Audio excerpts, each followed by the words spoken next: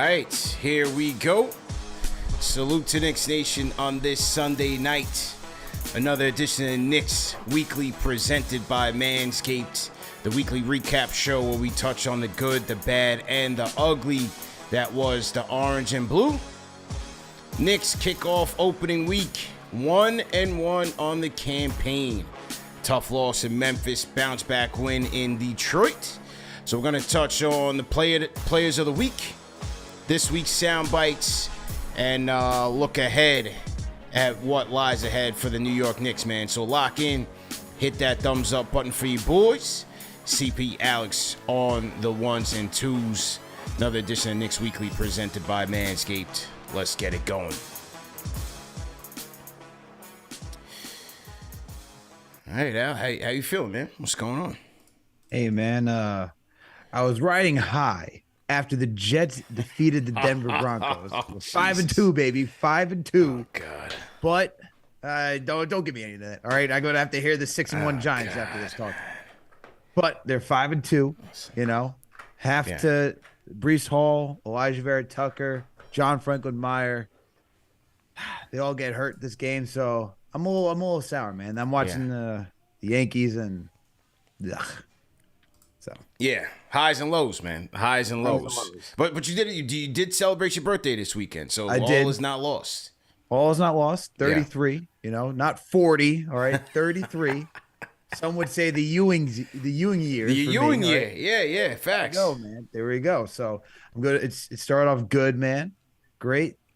Last week was a phenomenal 40-40 event, right? We got home opener. That was also great. Getting to hang out with Knicks Nation.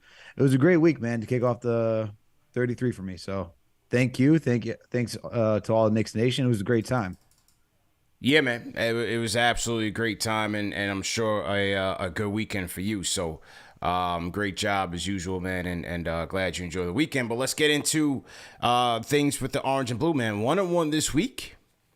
At a tough loss against Memphis in overtime, and then a bounce back against the Pistons, man. What were your thoughts on this past week, 1-1 on the campaign? You know, we got a point guard. That's what we heard throughout all the guard when we were there, man. And it showed even during the Memphis game, even though we went into overtime, we ultimately lost that game. I still think if we had Julius Randle going into overtime, it would have ended differently in the Knicks' favor, but overall, we have someone that can steer the ship of this team. I think everyone's playing.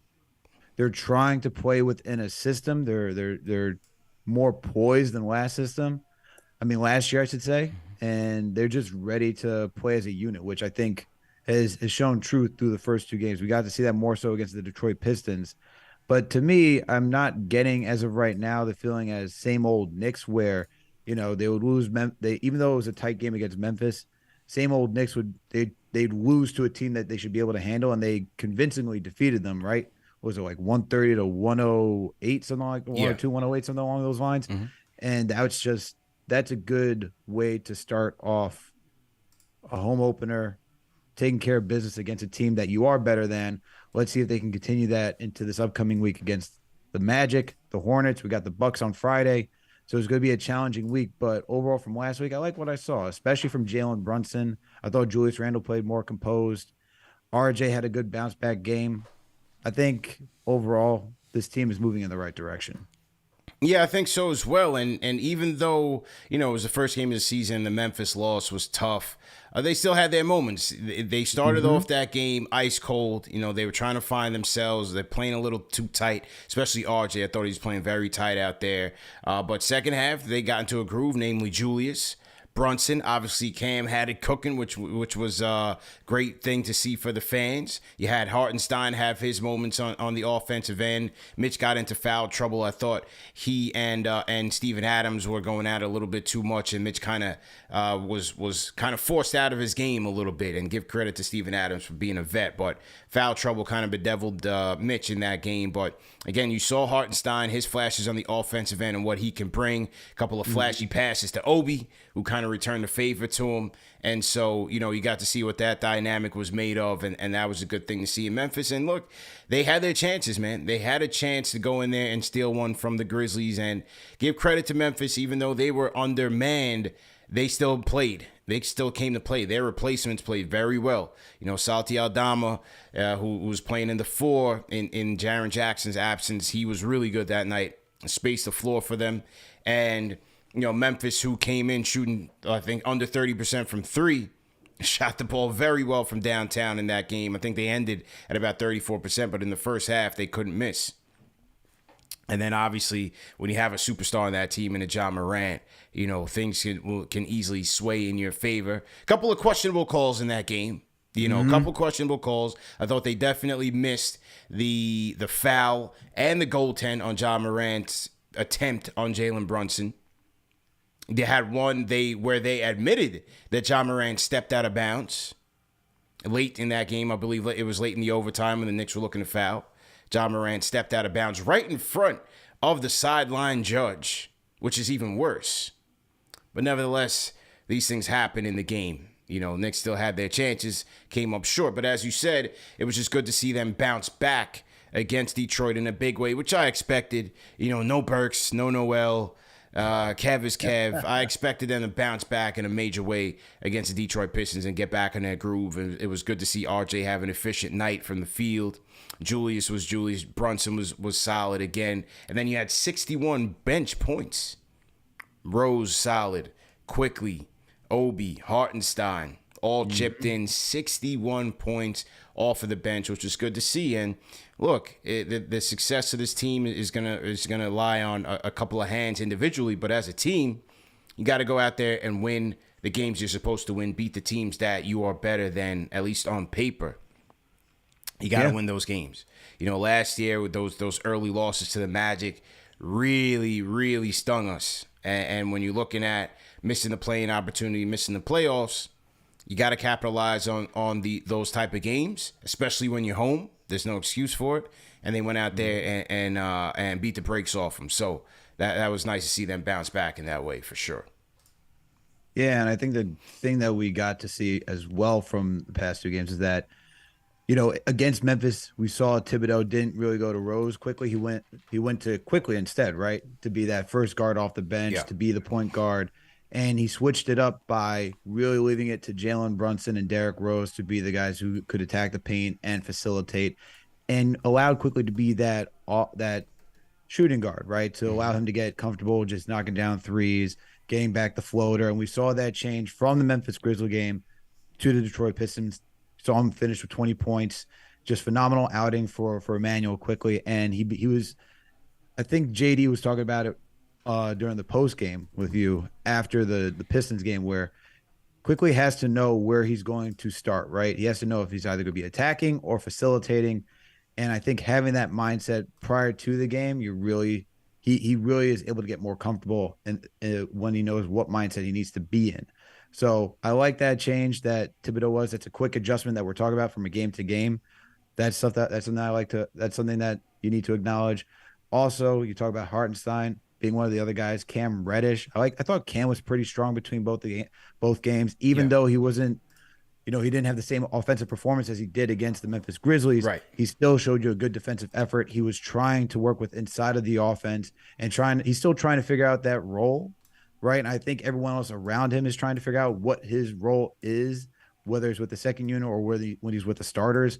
There's still some meshing that needs to go with that. But overall, I like his adjustment when playing with both units. And then Mitchell Robinson, solid bounce back game after, you know, just getting into foul trouble, wasn't able to handle Steven Adams. I thought he did a phenomenal job against the Pistons.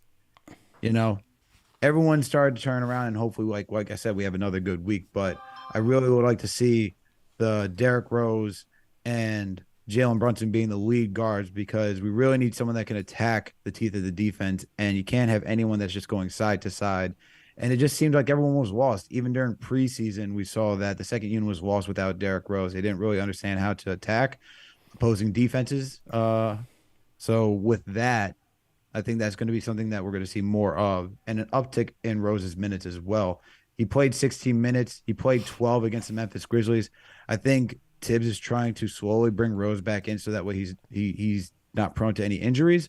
But I expect this to continuously tick up, but not too high, because You got Jalen Brunson, who's playing. He played 28 minutes. I expect him to be playing 30 minutes. It was a blowout game, but I expect Jalen Brunson to be playing 30 minutes. Rose getting somewhere in the same amount of time that he got, 16 to 20. And I think that's going to be a good fit for both of them.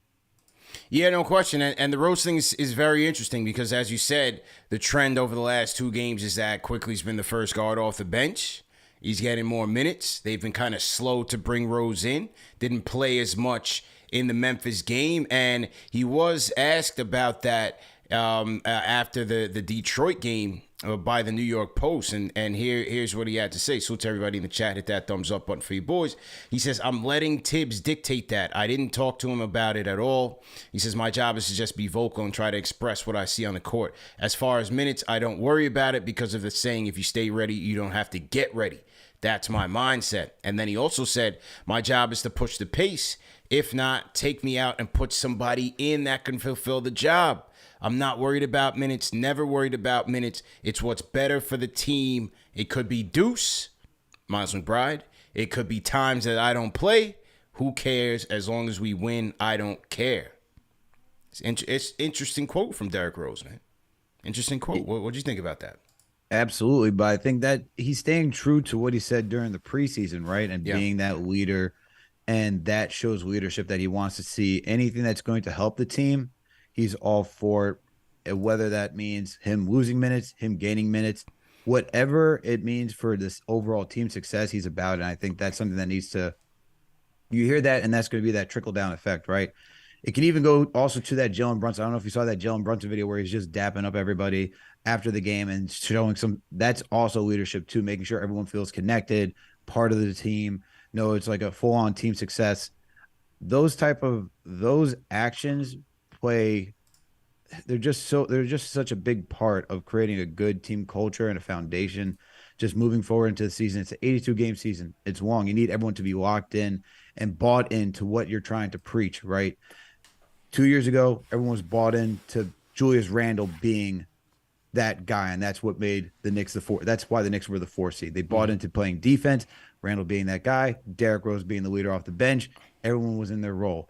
Last year, they tried to run it through Randle, but not everyone was bought in. You know, we heard that whole, well, not everyone felt that everyone was being held accountable equally throughout the entire team, right? We heard that rumor.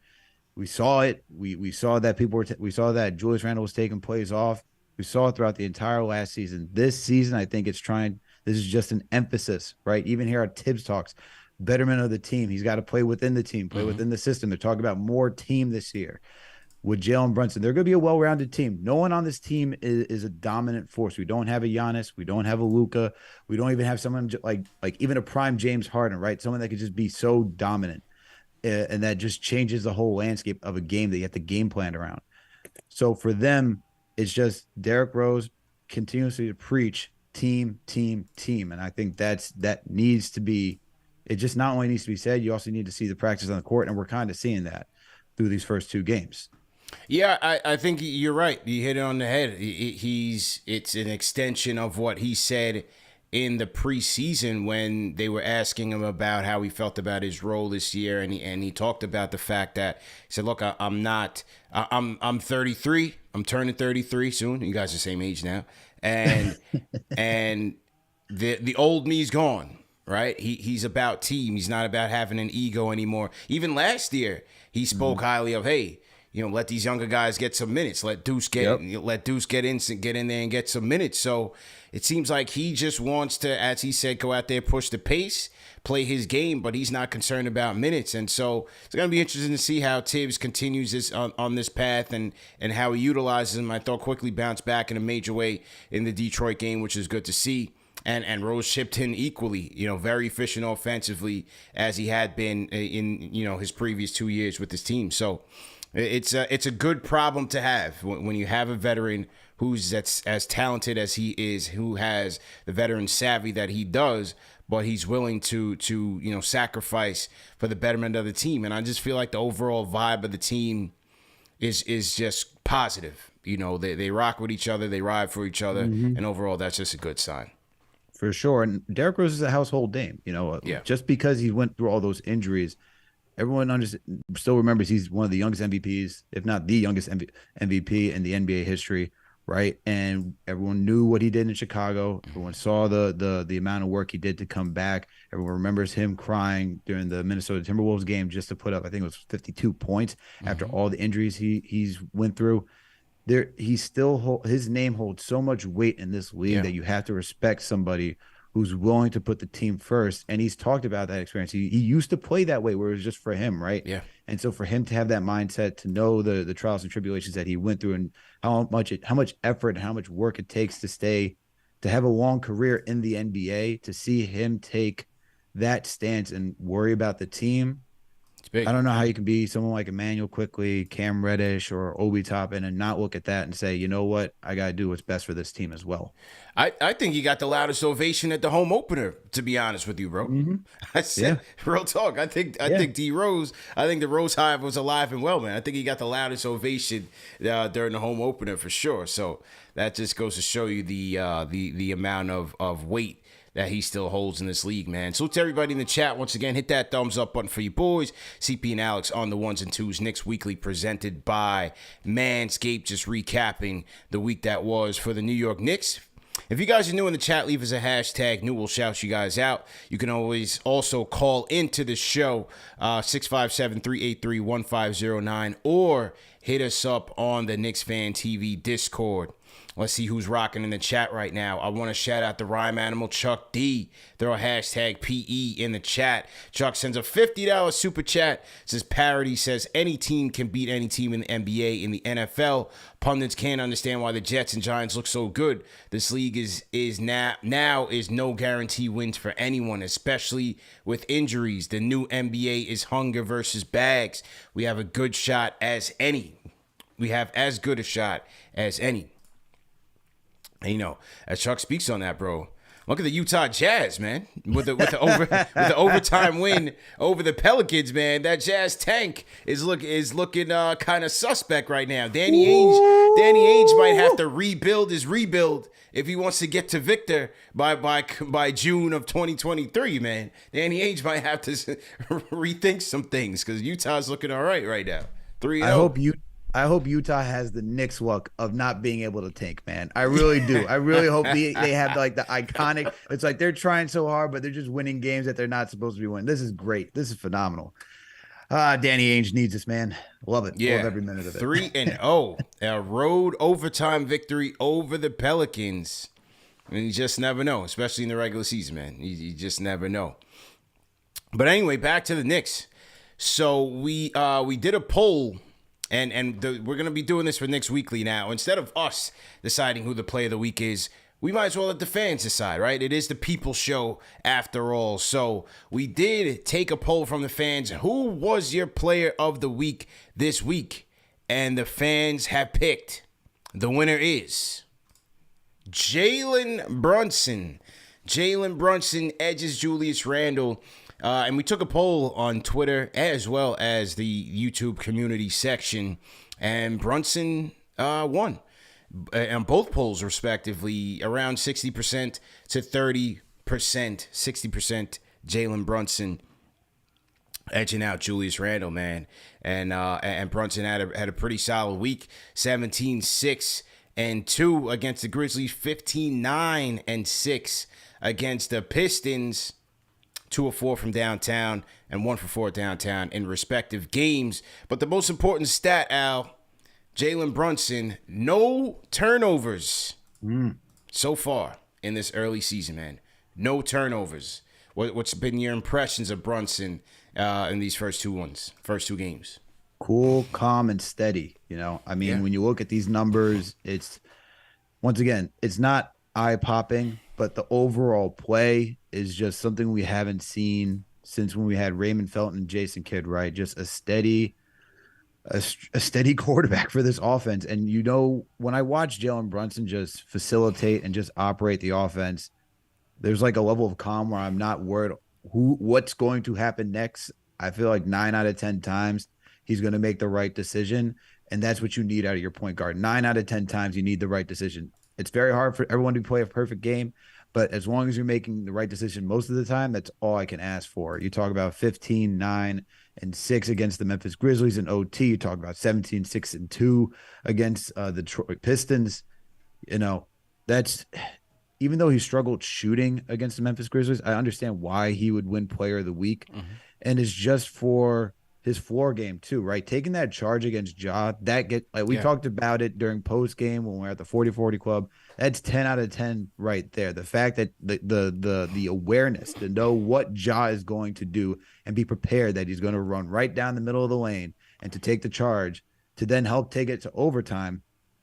Those are high IQ plays, and we haven't had that type of play from a point guard. And so even though he hasn't had, the major numbers like the 25 points, the 30 points to in these wins, the overall level of play has just been phenomenal from Jalen Brunson that it can't go unnoticeable. The fact that everyone, when we were there, once again was saying, we got a point guard. We got a point guard. Yeah. It's you can't not notice it at this point. The fact that the offense just moves that much more smoothly, it's great. So I understand totally why it's Jalen Brunson over Julius Randle. Yeah. What are your thoughts? Yeah, it's only 2 games, but he's been as advertised, and he's fit in seamlessly with his team so far. Steady hand. It's what we've expected when we got him. A steady hand, solid decision making, low turnovers. And he's coming here and he's picked up right where he left off from Dallas. Steady hand, low turnovers, knows when to force the issue, knows when to pass it, can't get sped up.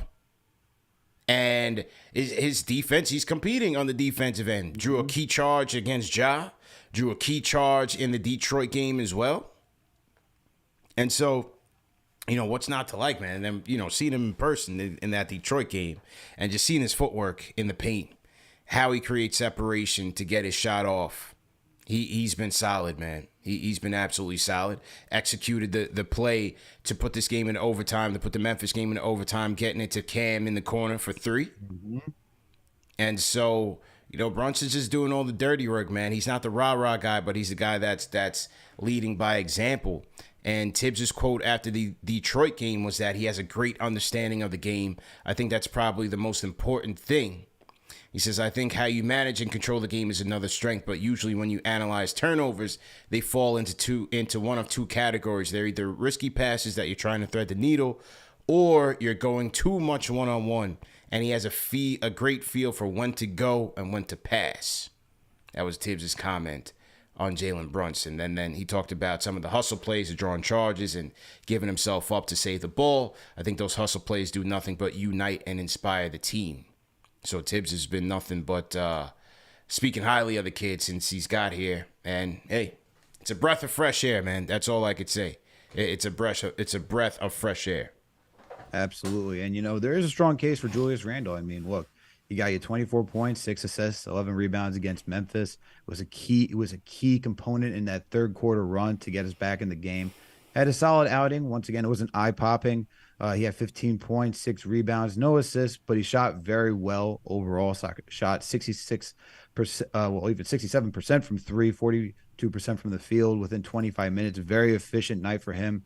But even when you watch Julius Randle, it comes down to the late game execution that we talked about against Memphis, just getting ticky-tacky fouls. You're a veteran, you've been on this team, you know what's expected of you. Sure, you could say the same thing for Jalen Brunson, but the thing for Julius is that, late game fouls, knowing where you are, arguing, just keeping your head in the game. That's all 4 quarters, and that's what we've been seeing from Jalen Brunson, and that's what we need from him. And then against the Detroit game, I feel like that even though that was a solid game, if he didn't have that foul and those poor late game executions against Memphis, I would say you'd probably have to give it to Julius Randle just because of how effective he's been. But even when you watched him against Detroit, there were some moments where, why didn't you get that loose ball when it was a missed shot, right? We can nitpick all day, and we could do the same thing for Jalen Brunson. But for me, it really comes back down to you're a veteran. You're supposed to be cool, calm, and collected when it comes down to late game execution. And those fouls were poor when we needed it most, trying to beat the Memphis Grizzlies. Yeah, no question. But you know what? Even though the polls had Brunson winning in decisive fashion, a lot of the comments under the polls, it was giving Julius his props. There was a lot of Julius. And rightfully so. Yeah, there was a lot of Julius support in the comment section underneath it. I'll just read a couple here from Twitter. Some said both. Lou Izzo on the Twitter says, Randle, he says, Brunson put together a couple solid games, but Randle carried the offense in Memphis, brought the same energy against Detroit. You had 04 Bean, Kobe Burner counts as Randle deserves it for improvement. Brunson has been a godsend, but I was expecting this from him. Randle, though, I can't believe it. I mean, 2 games, and guys jumping out the window. Somebody else, Randle, it's not even close. This guy, Sal, says, I'm going to go and say Randle. We expected Brunson to play really well. What Randle has done is going to be more important for the team's long-term success because he seems to be getting his head on right. Randle has done the things he needs to do to make us win games. What's your thoughts? Dude, I don't disagree with any of those. Yeah. I honestly, when we posed this question in our Slack channel, to me, I was having a difficult time because you could legitimately argue it either way. You could tell me that the late game execution, you could throw that out the window and his performance is still important because Jalen Brunson even doesn't have the opportunity to take that charge, right? He doesn't have the opportunity to execute the play to Cam during late down without Julius Randle's help. And that's totally fair. And I totally get that. For me, it's like, honestly, it's like this close. Yeah, it's close. It's very close. Yeah. It's truly very close between the two for this opening week. Definitely close because, like you said, in my opinion, if they don't have Julius's performance in that late second half surge in Memphis, they're not even close to trying to win that game. They're not even close. The way RJ was bricking it up and just mentally out of it, if Julius doesn't come through for them, they're not even in the game. So give him credit again. And he's also trying to make the right play. He's also, trying to get his guys involved, trying to get his team within rhythm, trying to play within the team concept, trusting Brunson at least in this early week, these early first 2 games. Seems like he's deferring to him a little bit and picking his spots to be aggressive and assert himself. And so we've seen some good things from Julius, man. Definitely seen some good things from him for sure. Absolutely. Yeah, you can't disparage what Julius has done so far. He seems to be bought in right now. I think he's trying to figure it out. It's still early in the season. I would say let's wait until like the 10-game mark to see how this team's really. Let's see really next week. Let's wait till next week. Let's see what this week is. But as of right now, it's been a solid week. Yeah, let's see what this week holds for Julius before we give any more flowers, man. So to everybody in the chat, once again, hit that thumbs up button for you boys. Knicks Weekly presented by Manscaped. If you guys want to call in, number 657-383-1509 or hit us up on the KnicksFanTV Discord. And here was DRose and his comments on Julius Randle. Here's DRose. These couple of games in the preseason, you've been around them a couple of years now. What do you think about how he's playing and how he's approaching the game? His approach has been totally different. The way he's reading the floor is totally different. His passing has been unbelievable, getting to spots and not forcing shots and understanding that we're trying to get up a certain amount of threes, and he's finding the shooters. I can't complain. He's been playing great. What do you think? All right, that was our guy Ian Begley. Salute to our guy Ian Begley, who was asking DRose about Julius. And DRose keeping an honest assessment, man. He's giving the ball up. He's passing it quicker. He's making better decisions with the ball. Yeah, man. You gotta like what you're hearing, man. Absolutely.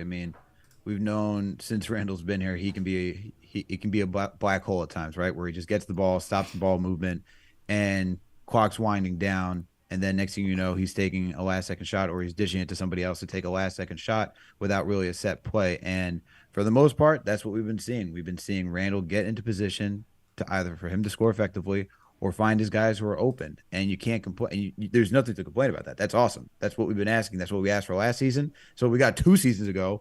Now we're getting it back.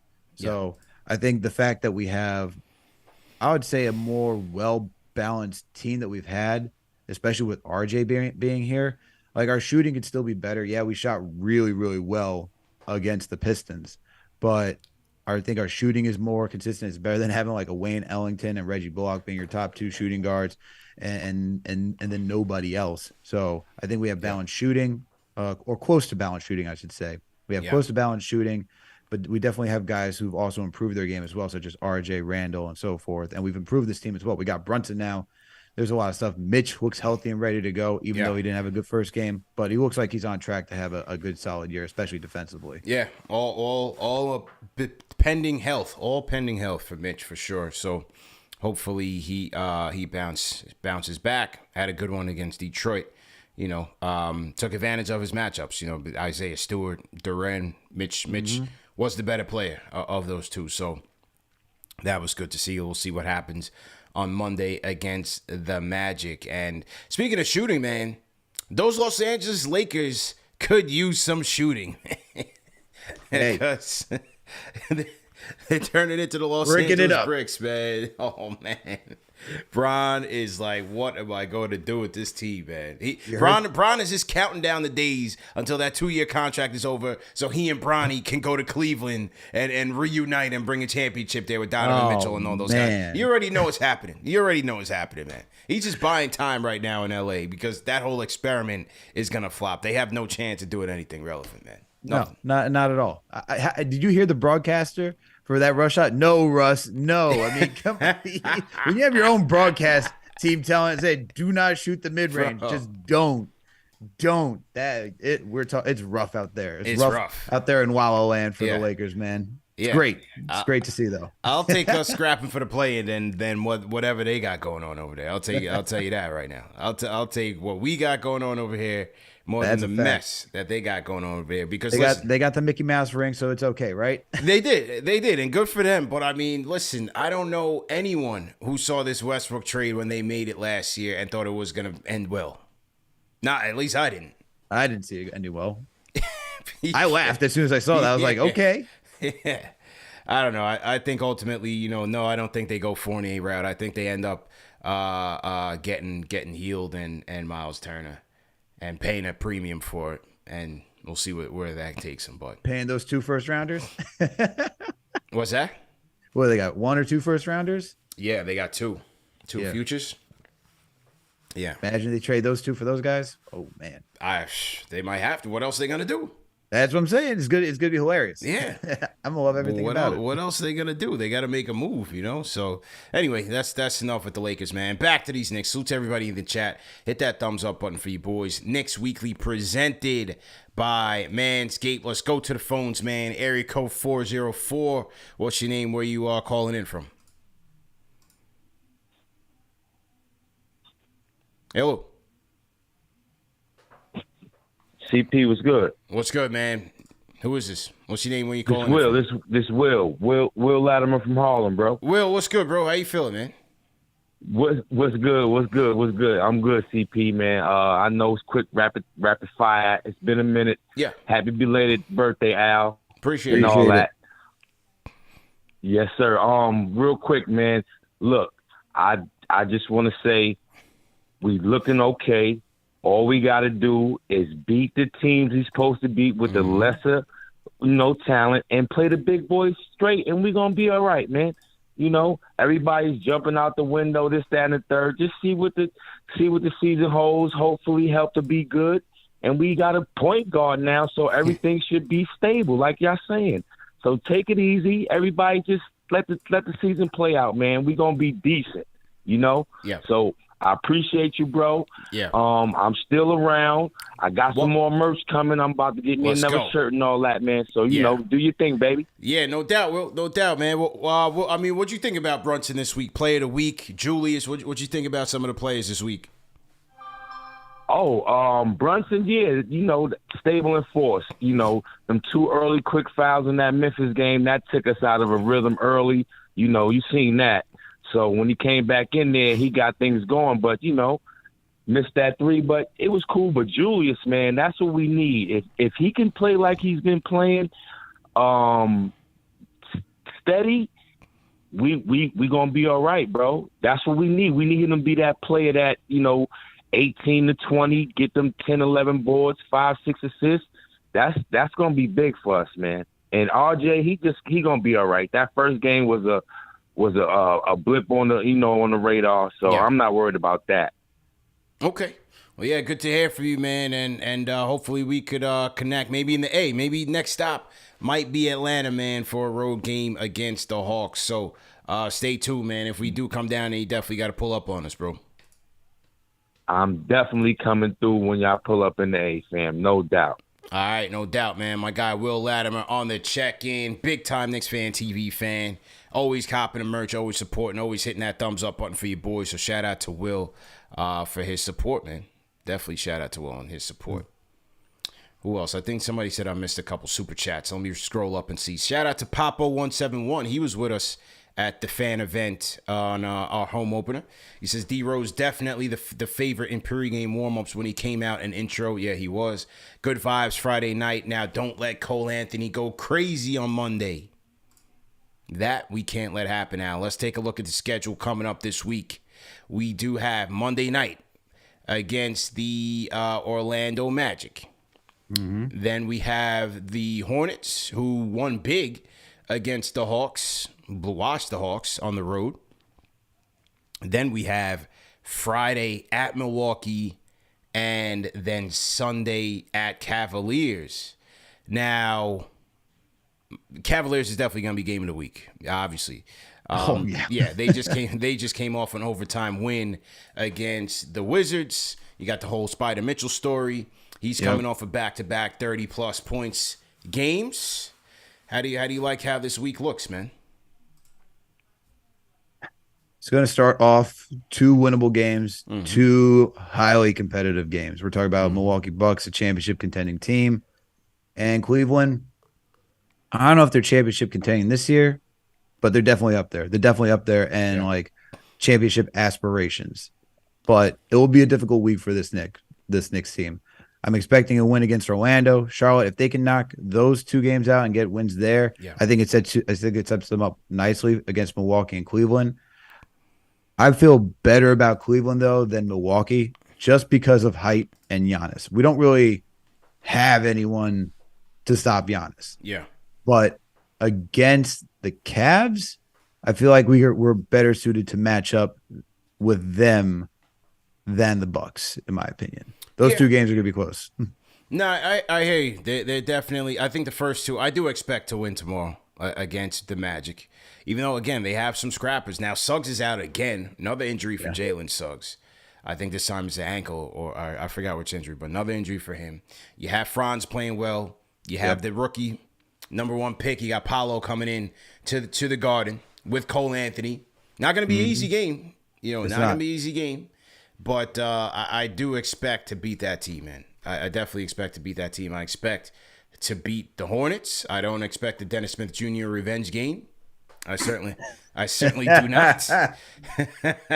I do not expect the DSJ revenge game. But he did play well. He did play well tonight, though. He definitely played well tonight. And then look, you got a tough one against Milwaukee. No, we never have an answer for Giannis, but we do hang tough against them. We do hang in there against them. And so, again, I think, against a team like that who, plays a similar style of defense to us, it's going to depend on us knocking down our shots. Julius is going to have to step up big. RJ, Brunson as well. Our big 3, they're going to have to come to play, and also our bench.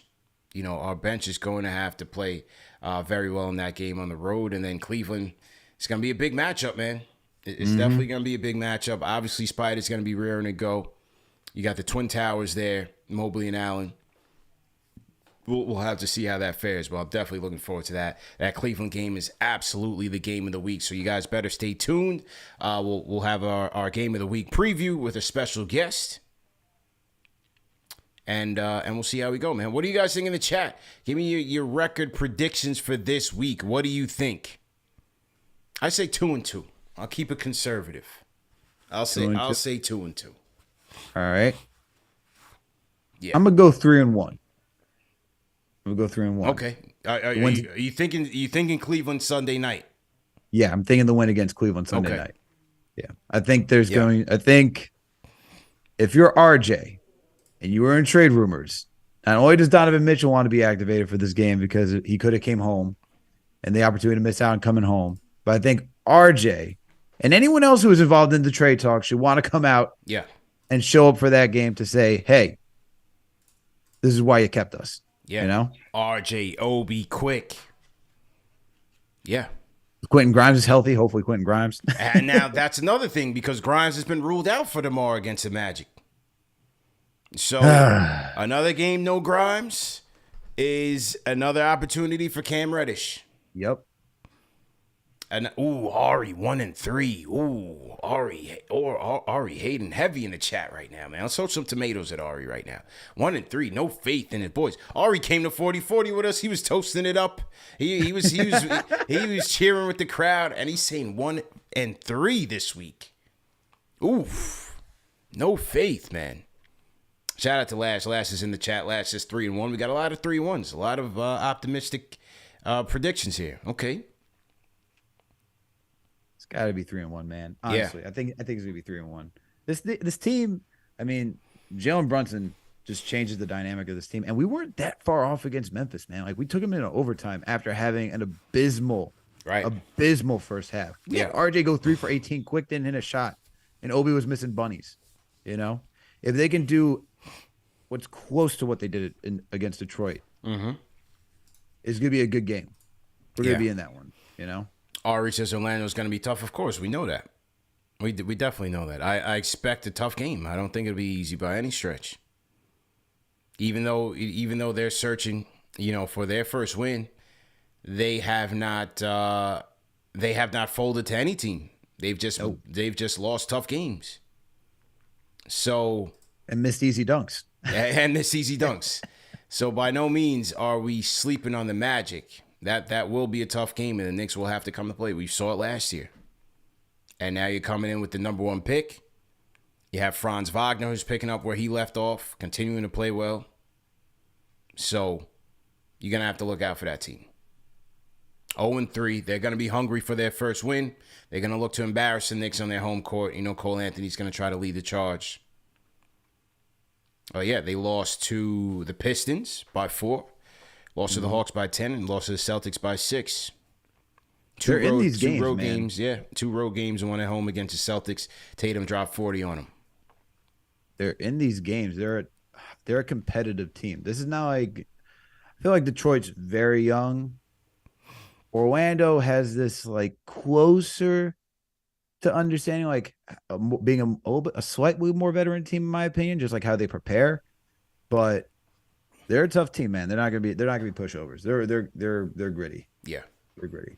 Gritty, man. Absolutely gritty. So we'll see how it goes, but we'll be back again tomorrow night for post game against the Magic, man. So we'll see. We'll be 24 hours away from seeing what happens in that game. Let's go to area code 831. 831. What's your name? Where are you calling from?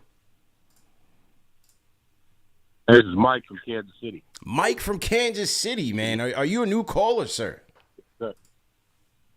Oh, no, I've called you guys probably once or twice before. Okay, all right. How's it going, man? How you feeling?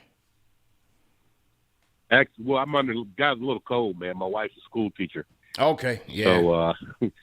So she brings all the stuff home that the kids have. Yeah, understandable. And unfortunately, I have it. Understandable. But it's all good. Hang in there. One thing I'm super excited about the Knicks this year, man. They look good.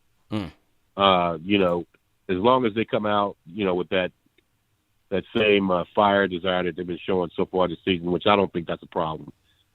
I think they're going to be. I think the Knicks are probably one of the deepest teams in the league. That's my opinion. I'm super excited about them. They got good balance, leadership, and only thing I'd like to see is Sims get a little more burn, especially when you start dealing with those long players like Giannis and the guys out in Cleveland. I'd like to see him get a little more burn on that defensive end to challenge some of those longer athletic guys. But other than that, man, I'm super excited about the Knicks. I think if you use their depth wisely over the course of the season, you have a healthy, fresh team come playoff time. So super excited. Yep. Appreciate the call, man. Definitely rest up and feel better. Call back anytime. Salute to Mike from Kansas City. And look, he talked about the depth, and if the Knicks use it wisely, it could end up benefiting them down the stretch in the season. And we saw it in the Detroit game where the Knicks were up handily, 20-plus points or more. But Tibbs rocked with the bench for an extended amount of time in that fourth quarter. And in previous years, you would hear Tibbs, when being asked about playing the starters deep into these games, in these 20-point games, and he would say, well, there's no lead is safe in this league, especially it's a heavily, relying on the three-point shot. 20-point lead is really nothing. You knock down a couple of threes, bang, bang, bang, and you're right back in the game. But it's early. But is he starting to rely and trust is the word, that his bench unit can hold it together even in these type of blowout type of games? Well, time will tell. Yeah, there's not even enough information to even answer that, because Pistons was such a game that you could allow quickly Obi, everyone else just to cook for so long. But I did like that trust. I did like that trust in the fourth quarter, that he allowed those guys to stay in so long that he relied on them to close the game, right? I think that's a step forward in the right direction, to trusting the guys that you have on the bench, believing in them that they will provide the scoring and the defensive awareness to make sure that no one can just dwindle the lead. That, that's where we talk about same old Knicks type of stuff, where it's like, oh, we leave the bench in there, they lost the lead. And we saw that even during the preseason, where he got frustrated with it. But Detroit is different than the Magic, so we'll see. It's going to be it will be a grittier game. This entire week will be some interesting competition. Hornets, I don't find the Hornets to be a challenge, honestly, but we'll see. Never know with this team. We don't know yet. But later on during the week, the Stars are going to get a lot of run against Milwaukee, against Cleveland. I'm expecting that. But if you get a solid bench performance, and this is really going to be the key for most of this week, will we get the similar bench performance that we got against the Pistons? Because that will really dictate if we're in these games and if we can win some of these games. Because having a strong second unit, we're one of the deepest teams, as the caller said. Yeah. And with savviness too, right? I mean, you think about it. Quickly's got 3 years. Obi's got 3 years. Hartenstein, I can't remember. We're talking about multiple years in the league at this point. Yeah. But at least on this team, no one has less than 3 years that's being on that's in any of the rotations. That's minimum, right? So I look at that and I say, all right, so we got some solid veteran presence for both the Stars and the bench. Talented players as well. As long as they're all comfortable in playing their roles, that's fine. I think we're gonna have a really good week. That's why I'm believing 3-1. Going forward on 3-1, man. I feel the optimism, man. So to everybody in the chat, once again, hit that thumbs up button for you boys. Knicks Weekly presented by Manscaped. CP and Alex on the ones and twos. Remember, ladies and gentlemen, that these shows are presented by Manscaped. Fellas, go to manscaped.com. Enter promo code KFTV for 20% off plus free shipping. We are in the fall season. You got a lot of pumpkin patches going on, so protect those pumpkins with the Lawnmower 4.0, fellas. It's got the skin safe technology, so it cuts down on those nicks. You got waterproof, great battery life. It does have an LED spotlight. You can do it in the dark, man, whatever you into. I don't need to know no testimonials, but all I know is it's a great product. I use it. Alex uses it. JD, the whole squad is fully equipped with Manscaped gear, so do not be left behind, fellas. Over 6 million satisfied customers out there. Go ahead and be 6 million and one. Go to manscaped.com, enter promo code KFTV for 20% off plus free shipping. Remember, no testimonials, man. Very, very important. TM says Lawnmower 5.0 coming out soon. I don't know. I gotta reach out to the R&D team, see what's going on, man. They usually send me all the new stuff before it drops. I get all the joints before it drops. So I'll see what's going on with it, and I'll come back with a report. No testimonials. Sorry. No testimonials. I'm bugging out on that. I'm bugging. What else, man? Yeah, no Grimes tomorrow night. Unfortunate. Tibbs says he's moving well, but I don't know, man. Something's just not right, man. From seeing him at the open practice, and again, I'm not a doctor, I'm not a foot specialist by any means. Seeing him in the open practice, he was running drills, he's playing 5-on-5s, he's running with the starters. We saw him in the final preseason game. We saw him sitting courtside without any boot on. You know what I mean? Yeah. So, strange, man. It's strange. What do you think happens when he comes back? You know, when he gets back, when he's healthy, do you think that impacts Cam? Do you think that Yeah. impacts Fournier? What do you think happens? Both. Both? Yeah, I think it's both. You know, I think it's both. Definitely. How so? Do you think it's Fournier still a starter? Then it's gonna be Cam coming up. Yeah, I don't think the starting Grimes coming lineup up again? changes. I don't think the starting lineup changes. But what we've seen is the rotations. Once Fournier comes out, we've seen quickly get, you know, a good look at it. We've seen Cam get in the game, but I think Grimes is going to take Cam's minutes. If he's healthy and he comes in, I think he's going to take Cam's minutes. I think Fournier's minutes will continue to be impacted, especially in the second half of games and closing time. And then again, you're going to be looking at a rotation, quickly getting some of those minutes that Fournier doesn't get, Grimes and Cam. But I think when Grimes comes back, I think he's going to be taking Cam's minutes.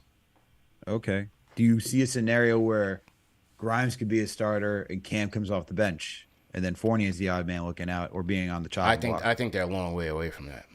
Yeah. Grimes got to prove to stay healthy first, man. You know what I'm saying? Yeah. Grimes has to prove to stay healthy.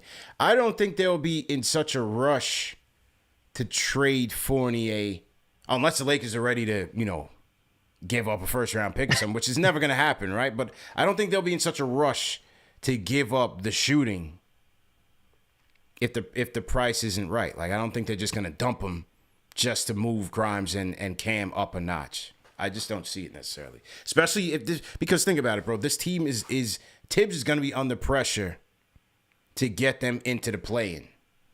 And I don't think trading Fournier helps their cause. Really? Okay. I think managing the minutes will.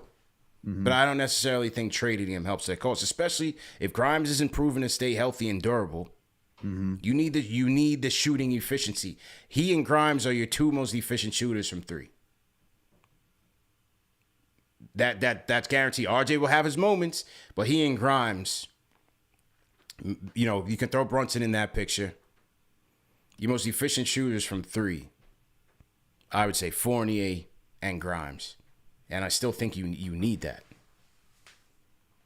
You know what I mean?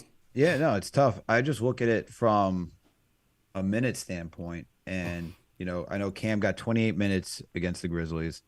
Still, I understand Tibbs' decision to bring in Fournier over Obi once Randle fouled out. Yeah. But I don't even think – I still think you get more Cam minutes than Fournier minutes without the overtime and without Randle fouling out, because Fournier ended up with 33 minutes. He played 20 against Detroit. And I know he's a good shooter. I just think about the defensive liability that he is, man. I really look back to before the end of that half that he allowed easy transition scoring. Easy. And if you have that on your team, like I get the instant scoring that he can give you, especially when he's hot, right? And we saw that. We saw games against the Celtics last season, but we also know he can get ice cold. We know that too.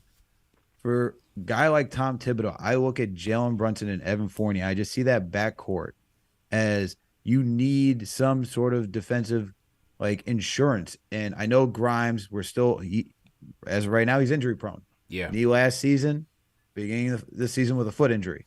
I get that. I'm just wondering, do you still like? I think he's going to end up because you said it too, and I think he will end up in the starting rotation. I look at Fournier as that I think he'd be good off the bench, but if you get good Cam minutes and he can be solid, and we saw what he did against Memphis, and if he can string some games together like that where he can attack and transition, just create offense by himself, I think you look at that saying I need more of Cam Reddish and Quentin Grimes, especially for defensive purposes, just being a natural 3-and-D guy who doesn't need a lot of touches to get going, like Evan Fournier, who can do some playmaking and so forth, and really needs the rock in his hands to really be utilized to the play that we saw down in Orlando. I just look at it as like those two guys offer you a lot more because both of them are solid defensively than Evan Fournier. And I don't see having Evan Fournier as a bench piece just as insurance. I don't know if that's necessarily good asset management for a guy who has, you know, who has a decent sized contract. He has one more year guaranteed on it. Yeah. And if there's going to be a contender out there that maybe you look at, let's say the Milwaukee Bucks, they need more shooting. You know, they got a Drew Holiday, a bigger point guard. They could say, hey, we could take that defensive liability and have him next to Drew Holiday because we could switch him and it's fine. And we also got Giannis. We'll have Brook. We have Chris Middleton. That's fine. We can deal with that. And we just need more shooting. For me, I don't see how you can do that as the Knicks when you have Jalen Brunson, Derrick Rose. After all of his injuries, I don't see him as a solid defensive guy. And you still have Emmanuel Cookie, who I do believe is who's a solid defender. I just wonder all of that for a head coach who loves defense. I don't know if Evan Fournier has I don't know if he really has, a solid spot here. Yeah. If both those guys are cooking in the future. To close games, he certainly doesn't. And we've seen that trend from last year, and it's going into this year. But this year, it's been Quickly who's, again, been taking that spot. But I think when Grimes comes back, he's going to fill that. If Cam starts off well, and is trending well, I think Cam could see those minutes as well. I just don't think they'd be so quick to jettison him when you have Grimes, who's an injury risk, and you have Cam, who hasn't shown to be consistent in his career at all. So, to me, it would take those guys having, you getting a good look at those guys for an entire year at their performance to say, okay, Cam's playing well enough. Can we try to bring him back on a reasonable contract? Grimes is playing well enough to move into the starting lineup. You go into the draft, maybe you get another hot shooting wing. You got a ton of draft picks. Should be able to come out with some sort of shooting, you know what I mean, out of the draft. And then you say, okay, now we can let go of Fournier. But in my opinion, where they are and trying to compete for something, I don't think that they will just get rid of that shooting depth when they're in desperate need of it, just to make clear room for those guys and, move someone up to the starting rotation and move the next guy into the backups with, confirmed minutes. I just don't think they'll do that to Fournier just yet. I hear you on that. Trust me, I get you on that. I totally hear you on that. We're definitely going to learn more when we get closer to the trade deadline and see where this team is at competitively, because if they're in it, then, if they're in the play-in spot, I could see Fournier sticking around unless they get some good price for him. But if not, I can see just shedding Fournier and, allowing Cam and to raise his trade value if they want to move off of him or just keep him around and see what he can offer this team. I can see this team going in a lot of different directions, but as of right now, it's too early in the season to make that. But I just think of it as, for me, I just thought it's still early. That's why we need 10 games, man. Yeah, we really need 10 games to see. Let's talk about next week. What is really going to happen here? This is all just in my thoughts right now, just because I see we saw Cam as dude, 40-40 Club was just rocking. It was rocking, man. It was rocking, man. It was rocking. If Cam did that, if he had the same type of performance in MSG, I don't think that building's standing. So yeah, I'm telling you, man. It's just interesting, man. It's just interesting. Yeah, so. No question about it, man. Nevertheless, bro, it was a good week. It was a good week. Even though they lost to Memphis, it is what it is. They lost to a better team on the road. But they were right in it, and they could have won. And then, they bounced back in Detroit. So let's see how this week goes. But I think overall, again, the optimism, there's a lot of optimism around this team and the depth that they have and the potential that they have in terms of winning some games this year. So nevertheless, great show, bro. Great week. Hard-working week that ended well, man. So great job. Great job to the entire team, for sure. Great job to the entire team. Let me shout out to Superchats. Shout out to Son from Brooklyn. Son from Brooklyn was with us on Friday. He says, salute CP, happy born day, Alex. The Knicks bench depth is solid and will play a major role for potential playoff seeding. All right, so Son from Brooklyn. Throwing his super chat in there, so definitely appreciate him. Above the rim said light glare. Yeah, we'll get that sorted out.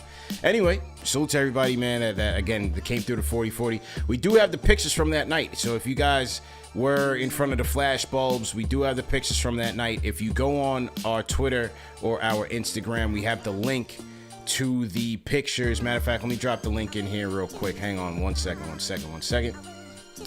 me drop the link to the pictures real quick. 40-40 was rocking, man. People are asking, when is the next one? When is the next one? We man? need to know. When is it, CP? When is the next? Well, I'll keep you guys posted, man. I can't reveal all the plans just yet, but there will definitely be more on the horizon. So just hang tight and stay tuned for future announcements. Obviously, we'll be doing more fan events from Madison Square Garden as well. And that's that, man. And as far as the road games, the next one I'm going to will be San Fran, man. So Knicks Warriors. I'm on my way out there, man. So anybody in Knicks Nation out there in the Bay Area, San Francisco, we'll definitely be doing a meetup out there for the 18th. So make sure you guys pull up on me, man. It's gonna be a great night, a great weekend. San Fran. On my way out there, man. So definitely look out for that announcement. Shout out Rhyme Animal Chuck D for Super Chats as the Memphis referees. Facts. I couldn't believe that one where he completely missed the out of bounds call on John Morant. Dude, I was screaming that in the 40-40. Yeah. I was like, what?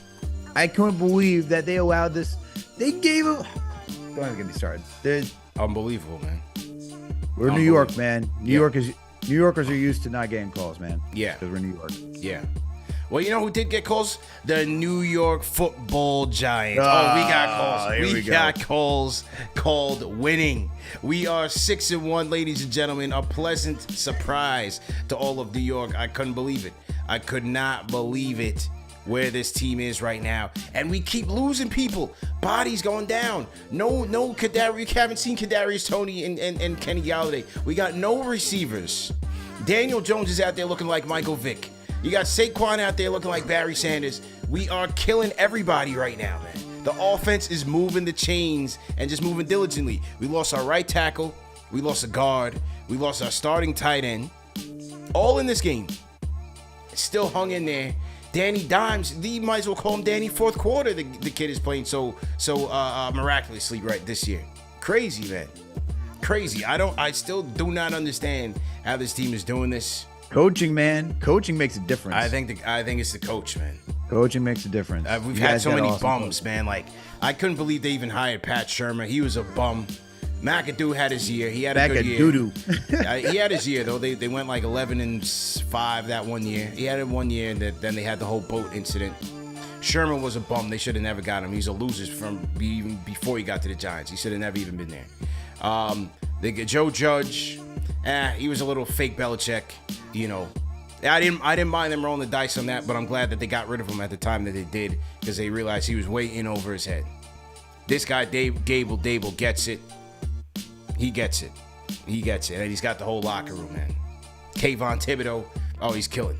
He's killing, man. So they're looking good, man. 6-1. New York football, man, is on the up. Giants 6-1, Jets 5-2. Be an interesting week for the Jets.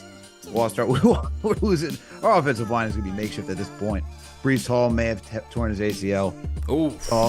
Yeah. It's not looking good right now. Elijah Moore.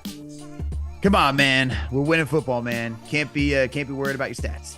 Yeah. What's up with that, man? Get that kid out of here. What does he think? He's Jerry Rice? Hey, what's whoa. He's too young, man. We're not just giving up on talent just quite yet. All right? What's his deal, man? And the Giants have no receivers, man. Nobody. I mean, we threw it on 4th and 2. We went for it on 4th and 2. Right there by the goal line, and this guy Marcus Johnson goes right through his hand. Who? Exactly. You know, it was so bad that Daniel Jones was ripping him. And Daniel Jones he's a mild-mannered dude. You know what I'm saying? It was one of those, but they still found a way to bounce back and win, man. I don't know. It's just incredible, man. We got to rely on Darius Slayton to help us to catch balls, man. Is that who I need to pick up in fantasy right now? If he's out there, yeah. He's our number one receiver right now. I'll tell you that. He's our number one receiver. But, I mean, to see Daniel Jones throw for 200, run for 100. Yo, what? Yeah. I'm telling you, he's looking like Michael Vick out there. It's crazy, man. Holy cow. The one thing that scares me is that he still doesn't slide. For some reason, he's really out there like trying to be a running back. Like, yo, you got to slow down. Because the minute I don't want Tyrod Taylor anywhere near this team right now. So he's got to work on sliding and being a little bit more careful before he gets really knocked out of a game. Will there be an OBJ reunion with the Giants? I would love to see it. I would love to see it. Yeah, I would love to see it, man. Definitely. At this rate, we literally have no one. Literally have no one. So we'll see what happens, man. But anyway, post-game live tomorrow night, Knicks versus Orlando. Let's go. Let's get another W. We'll be back here same time, same place. Number one show for the fans by the fans. Remember that the show is available in audio podcast format, all the major podcast platforms. So if you miss it on video, you can catch it on audio. And also, go to manscaped.com and a promo code KFTV for 20% off plus free shipping. All right, man, we out of here. Let's go Yankees, I guess, man. These guys piss me They're off. up 5-4 right now. 5-4, These guys they're up. piss me off, man. Nesta gave up a 3-run meatball. Come on, man. If you're not feeling it, get out of the game. Get out of the game. He's out here throwing meatballs. Look, man, I just get angry at the bats that we can't even play small ball anymore. It's home run or bust. I hate this game of baseball, man. I hate this play. I can't stand it, man. But anyway, great show, bro. I'll catch up with you guys, man. Have a great week, everybody. See